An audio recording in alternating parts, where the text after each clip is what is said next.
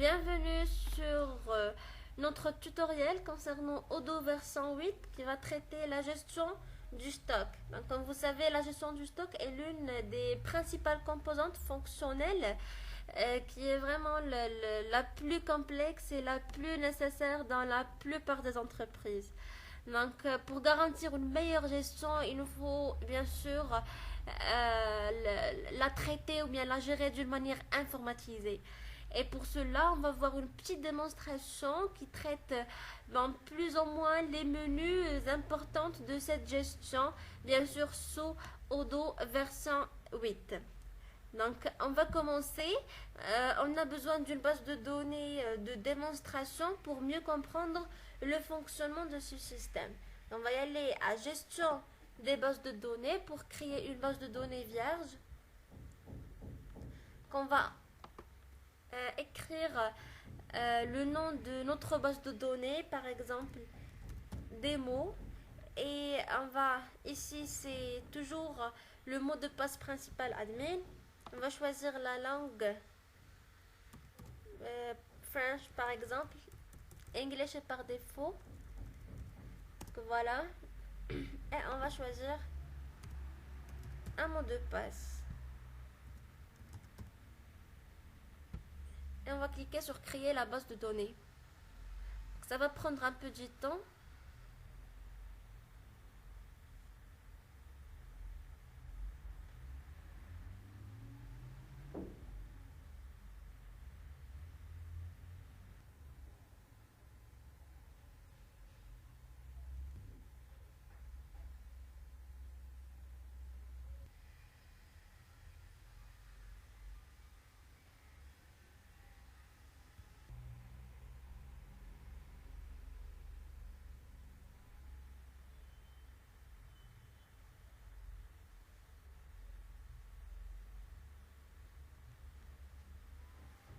Donc voilà, on trouve ici tous les modules disponibles qui sont déjà sur notre local. On trouve ici les applications, les mises à jour, les utilisateurs et si on veut charger une traduction, bien sûr, si on veut changer notre langue. Donc voilà. On va y aller pour installer la gestion d'entrepôt. Il suffit de cliquer sur installer et le chargement commence.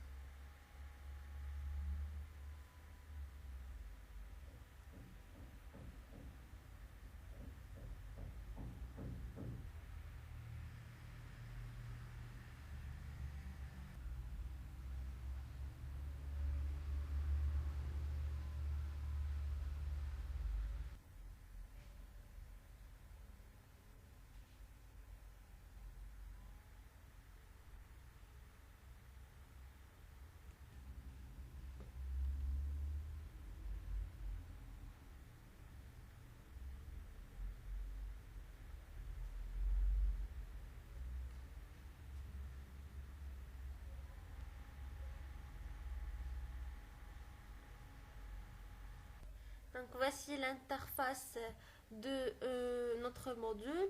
On trouve ici un menu qui regroupe toutes les fonctionnalités offertes par ce module de gestion de stock dans entrepôt. Il y a ici suivi d'activités où on trouve les tableaux de bord, la configuration bien sûr qu'on trouve dans chaque module et messagerie. Donc, on va y aller à entrepôt.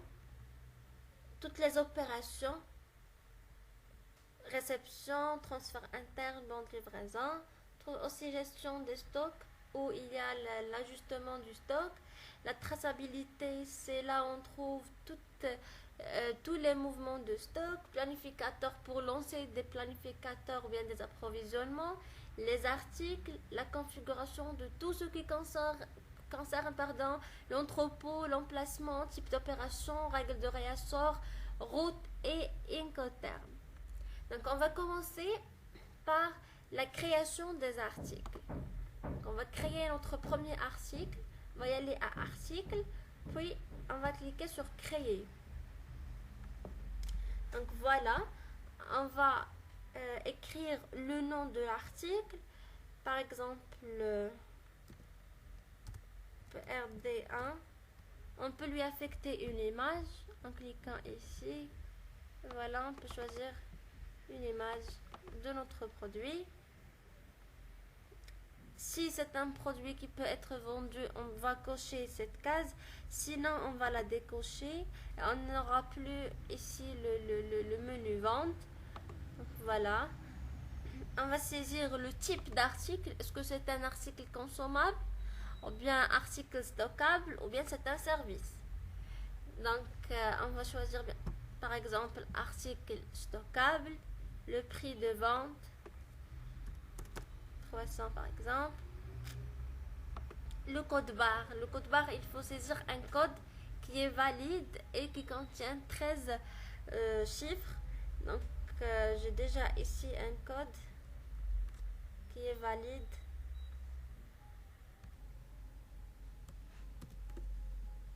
Et si vous voulez si vous voulez saisir une référence interne, donc on va y aller ici. Bien sûr, si vous voulez décrire les caractéristiques de cet article, donc il y a aussi approvisionnement pour saisir le prix de revient, par exemple 20 dirhams par unité.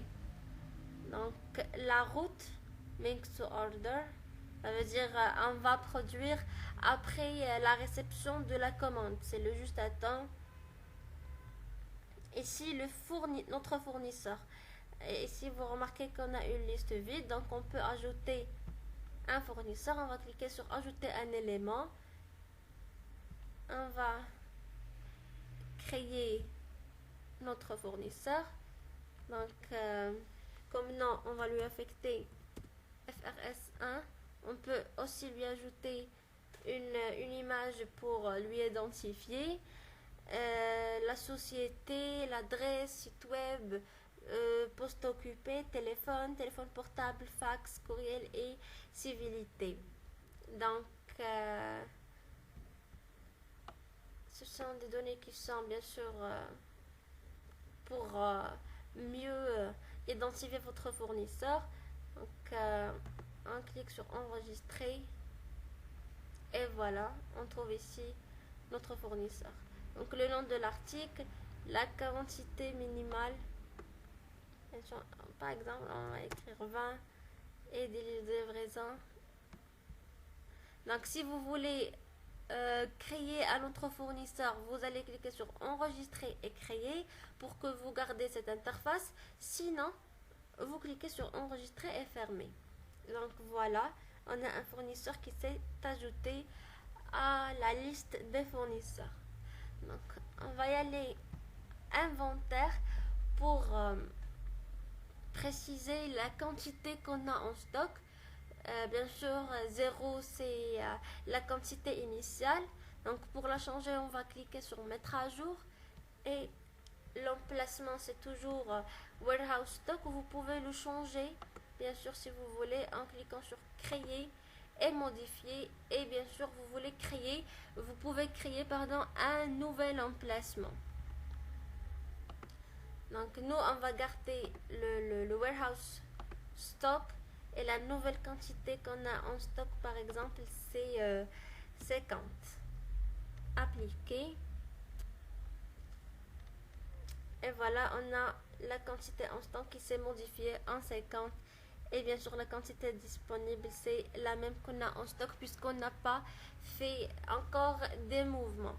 Donc on a ici l'état de cet article. Est-ce qu'il est encore en développement, est-ce qu'il est normal, est-ce qu'il est en fin de cycle de vie ou bien obsolète. Donc on va choisir normal. Le responsable d'article, est-ce que c'est l'administrateur ou bien un autre utilisateur. Donc on va y aller à créer et modifier si on veut ajouter des utilisateurs. Donc, par exemple on va lui affecter comme nom res1 et une adresse électronique, par exemple res1 arrobas. Il faut entrer ici le nom, par exemple, du domaine de l'entreprise, par exemple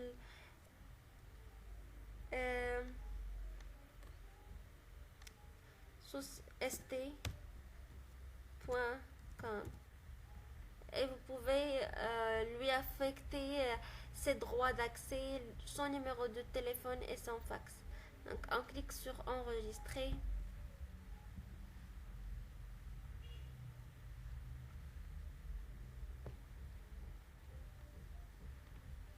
Et voilà.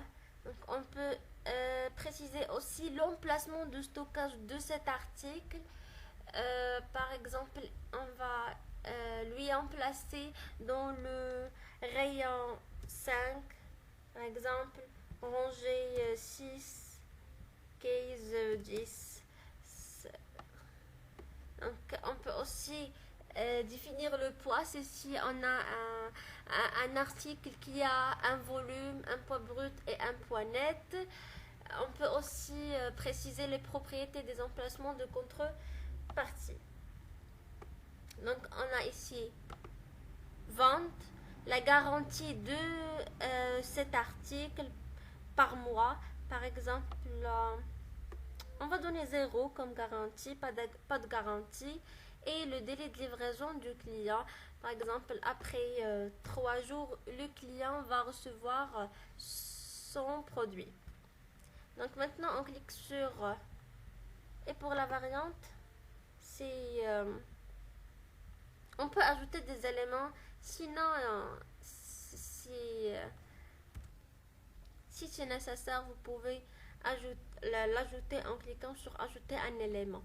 Sinon, vous cliquez sur enregistrer et voilà. Donc, on va y aller à article. Et voilà notre produit en précisant le prix et ce qu'on a en stock en unité. Maintenant, on va y aller pour créer des mouvements de stock sur cet article. On va y aller à traçabilité, mouvement de stock. Donc on trouve l'article qu'on vient de créer avec la quantité, l'emplacement source, emplacement de destination, date prévue et l'état. Donc on va créer un mouvement de stock sur le même article.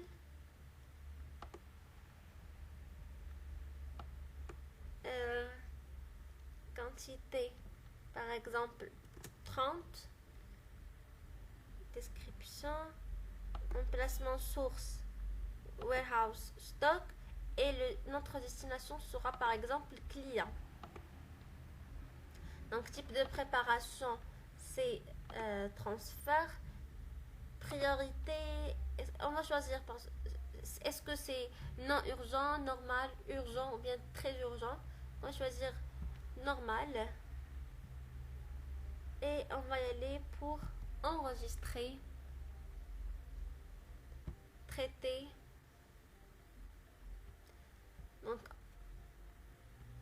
traiter totalement et voilà, il s'est terminé. Donc on va y aller à article.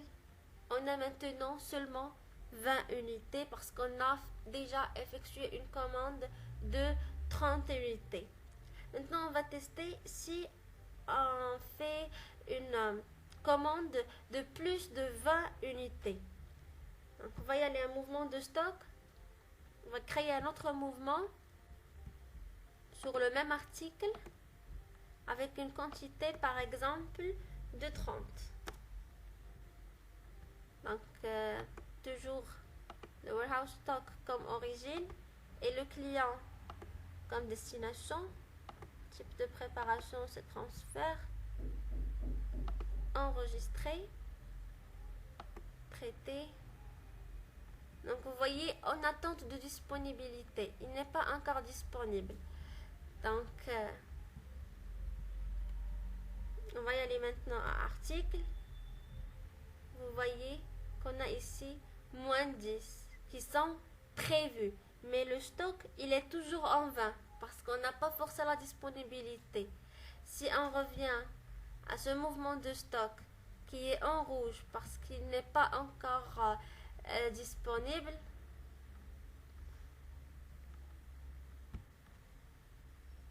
voilà, il s'est terminé. Maintenant, on va y aller à article et vous voyez qu'on a en stock moins 10 et en prévu c'est moins 10 parce qu'on a forcé la disponibilité. Donc maintenant, on va y aller à toutes les opérations. On va trouver les opérations de réception, transfert interne et les bons de livraison. On va commencer par exemple par transfert interne. On va cliquer sur toutes les opérations.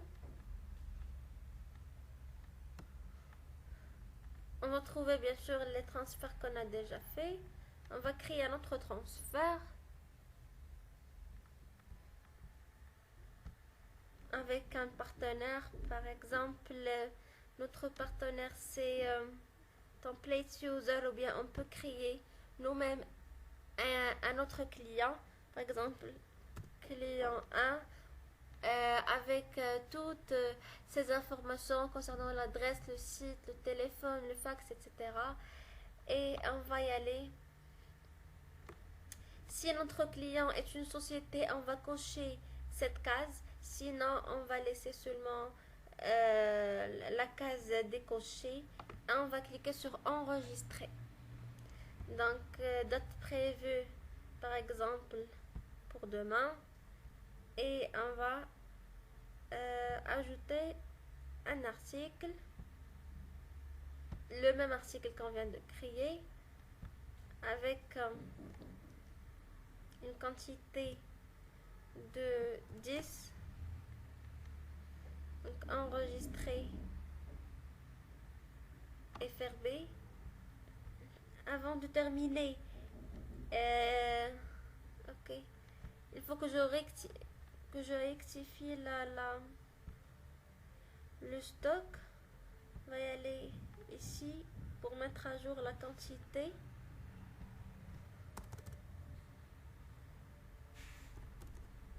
Appliquer.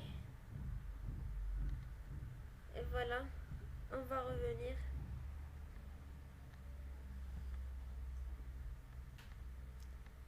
On va créer client, date prévue,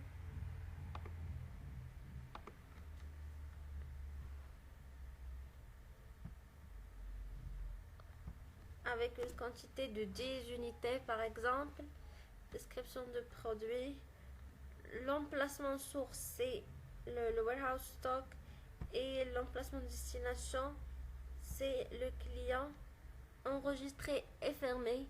Si vous voulez sortir, si vous voulez créer un autre mouvement interne, vous allez cliquer sur enregistrer et créer.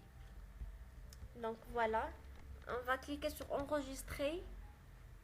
On clique toujours sur la case qui était en rouge, marqué à faire, en attente de disponibilité. Donc on va cliquer sur vérifier la disponibilité et voilà, prêt à transférer.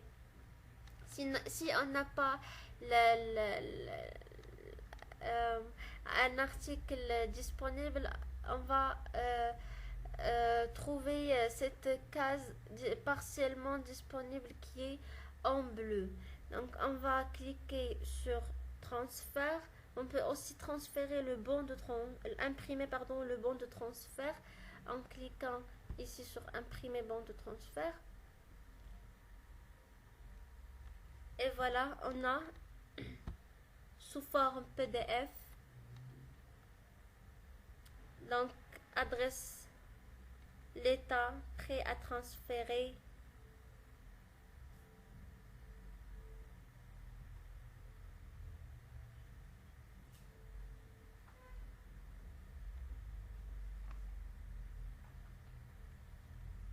On clique sur transfert. Appliquer et voilà, il est transféré.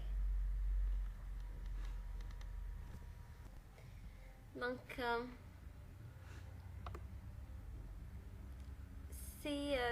même, c'est la même procédure qu'on va suivre pour toutes les opérations. Ça, on va y aller par exemple ici à bon de livraison. On a 0 qui sont prêts. On va y aller à toutes les opérations. On va créer. Donc, créer, partenaire.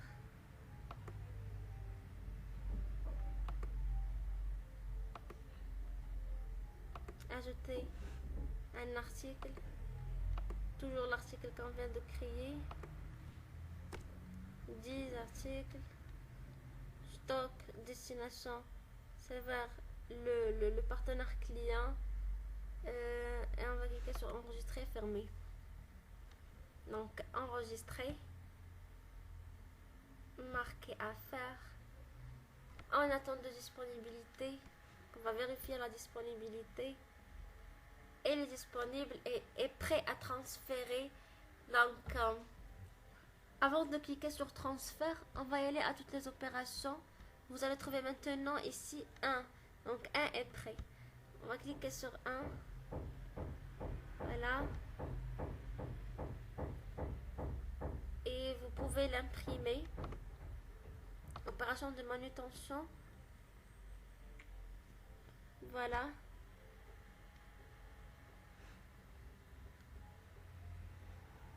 Donc l'adresse du client et l'adresse de l'entrepôt. C'est Your Company parce qu'on n'a pas créé une autre société.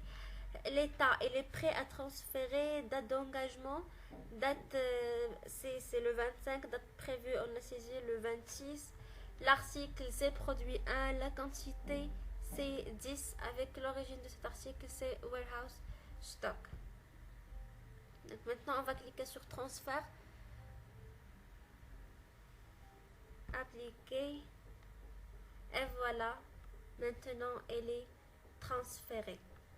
Donc si on imprime maintenant, on aura un état transféré au lieu de prêt à transférer. Donc voilà, vous voyez l'état, il s'est changé à transféré. Voilà, c'est tout. C'est tout ce qui concerne ce tutoriel. Merci. Au prochain tutoriel, Inch'Allah.